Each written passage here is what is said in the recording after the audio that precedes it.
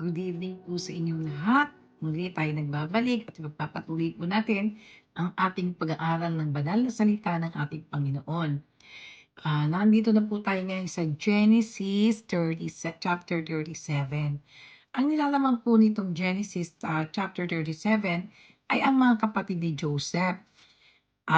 Binenta ni si Joseph at dinala sa Egypt ng kanyang mga kapatid. May kapatid po siyang isa, bunsong kapatid, si Benjamin. Yun po ang kapatid niya. So dito magandang story po ito. Pag-aaral po natin, ho. Genesis 37 tells the story of Joseph, the beloved son of Jacob. Joseph received special favor from his father, shown by the coat of many colors, and God gives him dreams that reveal a great future. However, these brothers become jealous and angry, leading them to betray him and sell into slavery. What seems like a tragedy is actually the beginning of God's greater plan for Joseph's life. So, hindi po ba maganda yon? Si Joseph po kasi, si Jacob po, meron po siyang 10 anak. At si Joseph at si Benjamin po ang magkapatid na anak po niya ibang babae, na asawa din po ni David.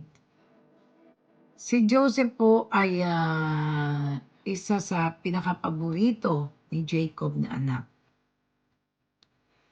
This chapter shows that God's plan may start with hardship, rejection, and pain, but His purpose is never last.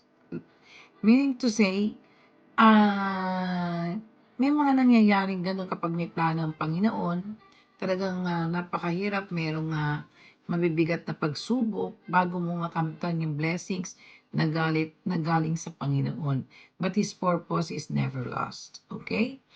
So, yan po yung kwento natin. Alam niyo naman po yung kwento, di ba? Magkakapatid po sila. Pinagbili po si Joseph ng mga kapatid niya. Tinangka po nila 'tong patayin din at may nakapulot lang po at binenta po nila. God gives dreams for purpose. God placed dreams in Joseph's heart not to boost, but to reveal his future plan. Even when others don't understand, God's promises remain true. Okay? So, si Joseph po kasi, ah,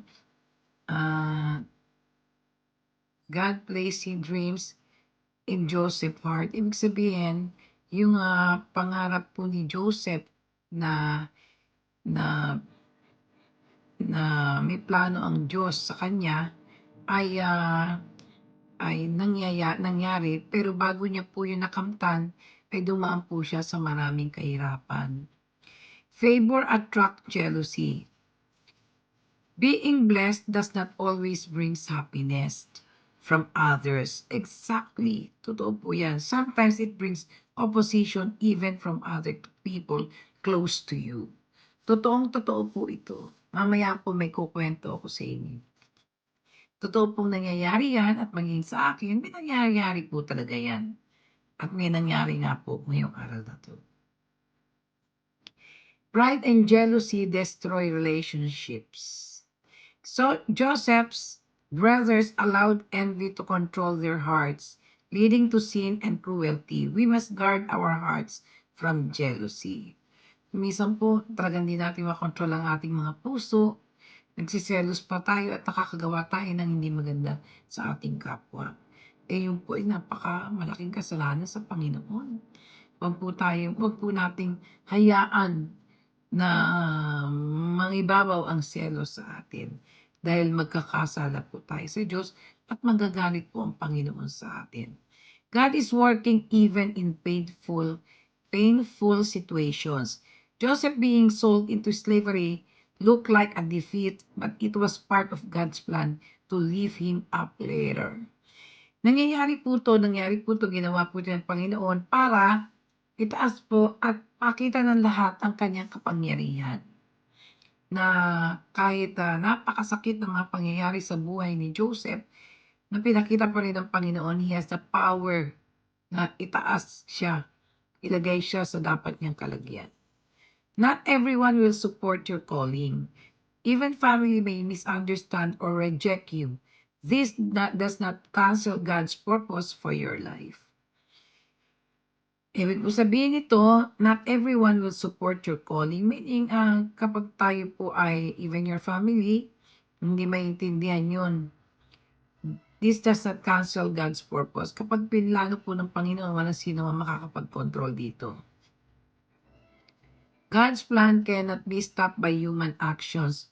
What people mean for evil, God can turn into good in His perfect time. Si Joseph po kasi, sa umpisa pa lang po tayo ng istorya niya, eh. Kaya hindi ko po yan puwedeng kuwento sa darating na mga chapter po yan. Binenta po siya, tapos napunta siya sa ibang, lugar. Sa ibang lugar nakulong po siya, nilagay po siya sa, naging naging slave po siya doon.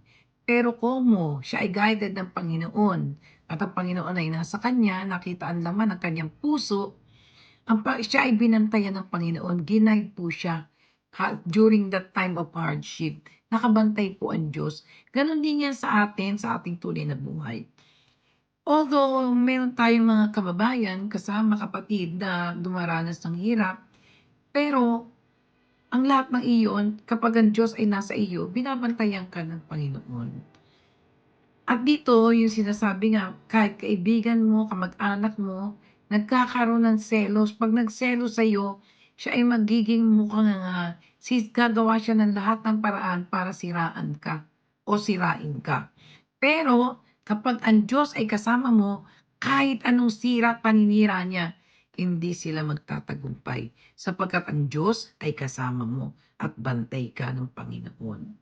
Tunay na meron tayong kasabihan na you can never, never put down a good man.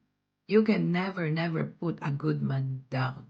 Ibig sabihin, kahit anong gawin mong paninira, kahit anong gawin mong paninira at sira, ay hindi ka magtatagumpay sapagkat kasama natin ang Panginoong Diyos. Sometimes God's greatest plans begin with tears, confusion, and silence, like Joseph. We may not understand today, but God is still writing our story. Maganda po yung magiging buhay ni Joseph doon sa kinalalagay niya. At sa totoo lang po, napakaganda ng istorya ni Joseph. Napakabuting tao po ni Joseph dito. Kaya mahal po siya ng Panginoon. Nilagay siya doon ng Panginoon dahil sa, hindi ko po pwedeng kwento, kasi may chapter po yun eh, chapter by chapter. So, medyo madaldal lang po ako, pero susunod na po yun. Makikita niyo kung gaano kadakila ang puso ng Panginoon at kung gaano ka-powerful ang ating Panginoon. Okay?